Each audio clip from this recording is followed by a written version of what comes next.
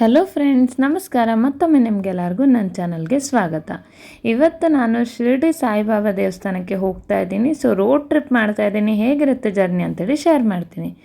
ಬೆಳಿಗ್ಗೆ 3:30ಗೆ ಎದ್ದಿದ್ದೀವಿ. ಇವತ್ತು 3:20ಕ್ಕೆ actually 3:20ಕ್ಕೆ ಎದ್ದುಬಿಟ್ಟು ready ಆಗೋ ತನಕ 4:15 ಆಯಿತು. ಯಾಕಂದರೆ ಮಕ್ಕಳನ್ನೆಲ್ಲ ಎದ್ದೇಳಿಸಿ ಸ್ನಾನ ಮಾಡಿಸಿ ಅದಕ್ಕೆ ಮೋಸ್ಟ್ಲಿ ಟೈಮ್ ಆಗುತ್ತೆ. ನಾವೆಲ್ಲ ಬೇಗ ಬೇಗ ಎದ್ದು ಸ್ನಾನ ಮಾಡಿದ್ವಿ. 4:15ಗೆ ಹೊರಟಿದ್ವಿ. ಆಲ್ಮೋಸ್ಟ್ 4:15ಗೆ ನಾವೆಲ್ಲ ರೆಡಿಯಾಗಿ ಹೊರಟ್ಬಿಟ್ಟಿದ್ವಿ. 4:20 ತನಕ ಮನೆ ಬಿಟ್ಟಿದ್ವಿ. ಅಲ್ಲಿಂದ ರೋಡ್ ಟ್ರಿಪ್ ಕಾರಲ್ಲಿ ಸ್ಟಾರ್ಟ್ ಮಾಡಿದ್ವಿ. ತುಂಬ ಖುಷಿ ಆಗ್ತಾಯಿತ್ತು ಬೆಳಿಗ್ಗೆ ಸ್ಟಾರ್ಟಿಂಗ್ ಹೋಗುವಾಗ. ಮಕ್ಕಳಿಗೂ ಕೂಡ ಬೆಳಿಗ್ಗೆ ಅಷ್ಟೊಂದೇನು ನಿದ್ರೆನೇ ಬರಲಿಲ್ಲ. ಅಲ್ಲಿ ಸ್ಟಾರ್ಟ್ ಮಾಡಿದವರು ಮುಂದೆ ಒಂದು ಕಡೆ ನಾವು ನಿಂತ್ಕೊಂಡ್ವಿ. ಐ ಥಿಂಕ್ ಒಂದು 5-6 ಗಂಟೆಗೆ ನಿಲ್ಲಿಸಿದ್ವಿ ಅನಿಸುತ್ತೆ. ಸ್ವಲ್ಪ ಫ್ರೆಶ್ ಅಪ್ ಆಗಬೇಕಿತ್ತು. ಅಲ್ಲಿ ವಾಶ್ರೂಮ್ ಇತ್ತು. ಅಲ್ಲಿ ನಿಲ್ಲಿಸ್ಬಿಟ್ಟು ಫ್ರೆಶ್ ಅಪ್ ಆಗಿ ಅಲ್ಲಿ ಟೀ ಎಲ್ಲ ಮಾರ್ತಾಯಿದ್ರು. 10 ರೂಪಾಯಿ ಟೀ ಈ ಥರದ್ದೆಲ್ಲ ಇತ್ತು. ಸ್ವಲ್ಪ ಟೀ ಕುಡಿಯೋಣ ಅಂತೇಳಿ. ಬ್ರೇಕ್ಫಾಸ್ಟ್ಗೆ ಅಲ್ಲಿ ಏನೂ ಇರಲಿಲ್ಲ. ಟೀ ಬಿಟ್ಟರೆ ಬಿಸ್ಕಿಟ್ ಅಷ್ಟೇ ಇತ್ತು. ಪ್ರಾಪರಾಗಿ ಹೋಟೆಲೆಲ್ಲ, ಬಟ್ ರೋಡ್ ಸೈಡ್ ಮಾರ್ತಾಯಿದ್ರು. ಅದನ್ನೇ ನಾವು ಟೀ ಕುಡಿದ್ವಿ. ಮಕ್ಕಳು ಬಿಸ್ಕಿಟ್ ತೊಗೊಂಡು ತಿಂದ್ವಿ. ಅದಾದಮೇಲೆ ನಮ್ಮ ಜರ್ನಿ ಸ್ಟಾರ್ಟ್ ಆಯಿತು. ಮತ್ತೆ ಮುಂದೆ ಸಾಯಿಬಾಬಾ ದೇವಸ್ಥಾನಕ್ಕೆ ಹೋಗೋದು ಅಂತೇಳಿದರೆ, ನಾನು ಹೋಗಿದ್ದೆ ಶಿರಡಿಗೆ, ತುಂಬ ಸಲ ಹೋಗಿದ್ದೆ. ಯಾಕೋ ಗೊತ್ತಿಲ್ಲ, ಹೋಗ್ತಾ ಇರ್ತೀವಿ. ಅದು ಹೇಳ್ತಾರಲ್ಲ, ದೇವ್ರು ಕರೆದಾಗೆಲ್ಲ ನಾವು ಹೋಗ್ತಾ ಇರ್ತೀವಿ ಅಂತೇಳಿ. ಮೇ ಬಿ ಅದೇ ಥರ ಇರ್ಬೋದು. ತುಂಬ ಸಲ ಅಪ್ಸ್ ಆ್ಯಂಡ್ ಡೌನ್ಸ್ ಎಲ್ಲ ಆದಾಗ ಕೂಡ ಹೋಗ್ತೀವಿ. ಅಲ್ಲಿ ನಮ್ದು ಎಲ್ಲಿ ಪ್ಲ್ಯಾನ್ ಆದರೂ ಕೂಡ ಶಿರಡಿಗೆ ಹೋಗೋದೇ ಪ್ಲ್ಯಾನ್ ಮೋಸ್ಟ್ಲಿ ಆಗಿಬಿಡುತ್ತೆ. ಈ ಜರ್ನಿನ ಎಂಜಾಯ್ ಆಗಿ ಮೆಮೊರಿಯಾಗಿ ಇಟ್ಕೊಳ್ಬೇಕು ಅಂತೇಳಿ ನಾನು ಫುಲ್ ಡೇನ ವ್ಲಾಗ್ನ ಮಾಡ್ತಾಯಿದ್ದೀನಿ. ಮೋಸ್ಟ್ಲಿ ನಾವು ಶಿರಡಿಗೆ ಹೋದಾಗೆಲ್ಲ ಅಟ್ಲೀಸ್ಟ್ 2 ದಿನ ಬೇಕಾಗುತ್ತೆ. 2 ದಿನ ಅಂತೇಳಿದರೆ ಬೆಳಿಗ್ಗೆ ಬೇಗ ಹೋದರೆ ಮಧ್ಯರಾತ್ರಿ ಬರ್ತೀವಿ, ಇಲ್ಲ ನೆಕ್ಸ್ಟ್ ಡೇ ಮಾರ್ನಿಂಗೇ ಬಂದುಬಿಡ್ತೀವಿ. ಆ ಥರ ಆಗಿಬಿಡುತ್ತೆ. ಬಟ್ ಆದರೆ ಇವಾಗೆಲ್ಲೋ ಏನೋ ಹೊಸ ಎಕ್ಸ್ಪ್ರೆಸ್ ಹೈವೇ ಓಪನ್ ಆಗಿದೆ. ಅದರಿಂದ ಫಸ್ಟ್ ಟೈಮ್ ಜರ್ನಿ ಮಾಡ್ತಾಯಿದ್ದೀನಿ. ನೋಡೋಣ ಎಷ್ಟು ಟೈಮ್ ಆಗುತ್ತೆ ಅಂತೇಳಿ. ಬೆಳಿಗ್ಗೆ ಸನ್ರೈಸ್ ನೋಡ್ತಾ ಇದ್ದೀವಿ. ತುಂಬಾ ಖುಷಿ ಆಗ್ತಾಯಿತ್ತು.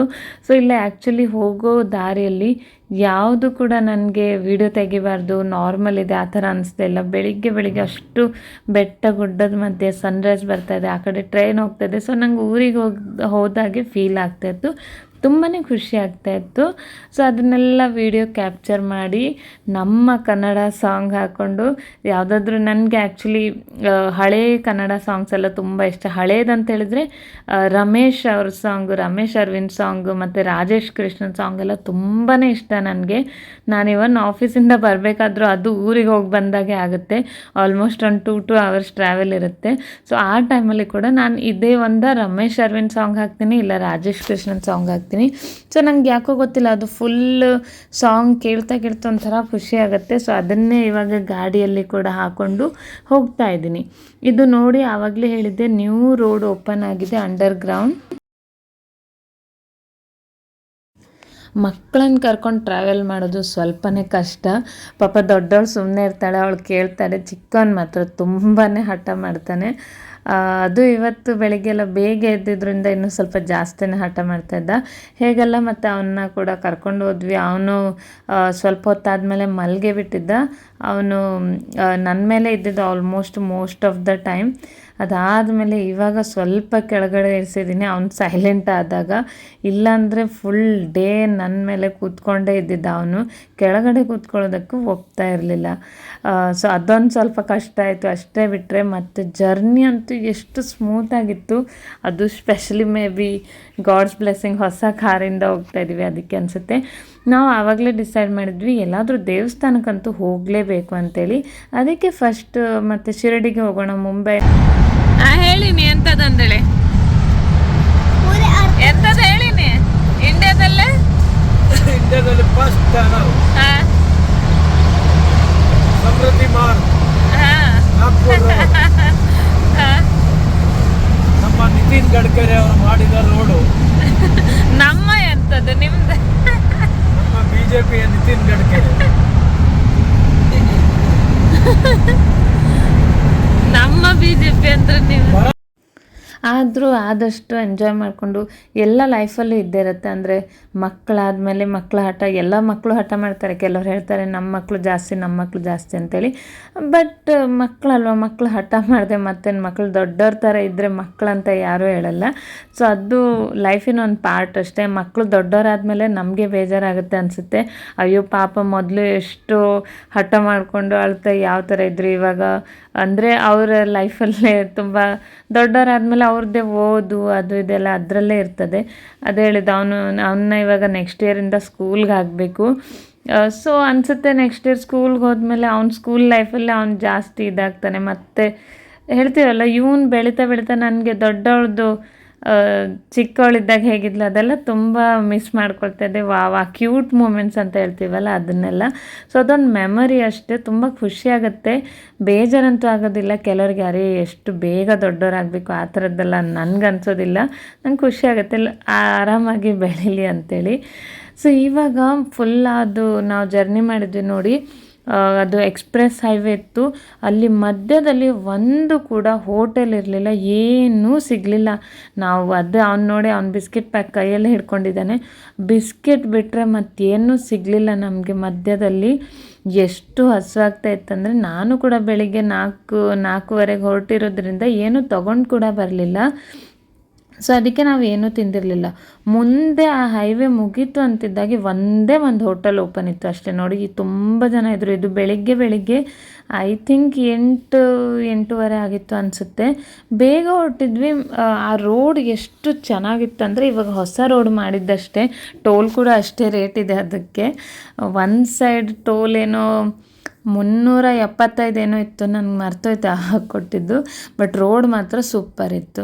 ಸೊ ಇವಾಗ ನಾವು ಅಲ್ಲಿ ಹೋಟೆಲಲ್ಲಿ ನಿಂತ್ಕೊಂಡು ಅವಲಕ್ಕಿ ತೊಗೊಂಡಿದ್ವಿ, ಅವಲಕ್ಕಿ ಫ್ರೈ. ಇದು ಒಂದೇ ಹೋಟೆಲ್ ಇತ್ತು ಅನಿಸುತ್ತೆ, ಅದಕ್ಕೆ ಇಷ್ಟು ರೇಟ್ ಅಂದರೆ ಒಂದು ಕಾಫಿಗೆ 65 ರೂಪಾಯಿ, ಒಂದು ಚಾಕ್ಕೆ 45 ಏನೋ ಇತ್ತು. ಮತ್ತು ತಿಂಡಿ ಎಲ್ಲ ಅಂತೂ ಕೇಳೋದೇ ಬೇಡ, 150 ರೂಪಾಯಿ ಮೇಲೇ ಇತ್ತು. ಅಂದರೆ ಕೂತ್ಕೊಳ್ಳೋದಕ್ಕೆಲ್ಲ ಸಿಂಪಲ್ ಆಗಿತ್ತು. ಕೆಲವು ಹೈಫೈ ಹೋಟೆಲಲ್ಲಿ ಇರುತ್ತೆ ಇಷ್ಟು ರೇಟು, ಬಟ್ ಇದು ತುಂಬ ಸಿಂಪಲ್ ಹೋಟೆಲು. ರೇಟ್ ಸ್ವಲ್ಪ ನಂಗೆ ಜಾಸ್ತಿ ಅನಿಸ್ತು. ಸೊ ನಾವು ಏನು ತೊಗೊಳ್ಳಿಲ್ಲ, ಅವಲಕ್ಕಿ ಒಂದು ತೊಗೊಂಡು ಅಷ್ಟೇ ಸಿಂಪಲ್ಲಾಗಿ. ಅದಾದಮೇಲೆ ಅಲ್ಲಿಂದ ನಾನು ಬನಾನಾ ಚಿಪ್ಸ್ ತೊಗೊಂಡು ಬಂದಿದ್ದೆ ಮನೆಯಿಂದನೇ. ಅದು ಮಕ್ಕಳಿಗೆ ಕೊಟ್ಟು ಅದು ತಿಂದ್ಕೊಂಡು ಹೋಗ್ತಾ ನಮ್ಮ ಮಧ್ಯದಲ್ಲಿ ಎಲ್ಲೂ ನಿಲ್ಲಿಸಲೆಲ್ಲ ಡೈರೆಕ್ಟಾಗಿ ಶಿರ್ಡಿಗೆ ಹೊರಟೋಯ್ತು. ಎಷ್ಟು ಬೇಗ ಮುಟ್ಟಿದ್ವಿ ಅಂತ ಹೇಳಿದ್ರೆ 9-9:30ಗೆ ನಾವು ಶಿರ್ಡಿಗೆ ಹೋಗಾಯಿತು.